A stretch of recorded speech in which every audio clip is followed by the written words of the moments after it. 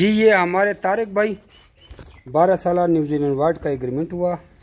Tariq rabbit farm मन की, इनके पास पहले भी न्यूजीलैंड रेड, न्यूजीलैंड वाइट वगैरह और बाकी कौन सी ब्रीड है, इंग्लिश अंगोरा वगैरह, न्यूजीलैंड रेड।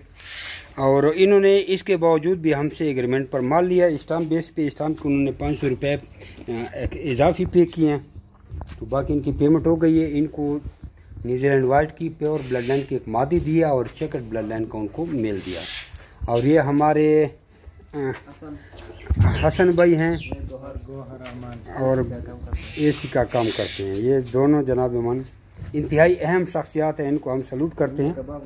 और इनका जनाब कबाब का काम है। कलंदराबाद का कबाब भी मशहूर है, लेकिन इनके इलाके का कबाब जब खाएंगे मन की अड्डे में है जी। तो इनको 12 साल एग्रीमेंट पे हमने रैबिट दिए हैं। इन्होंने खुराक के बर्तन भी उठाएं।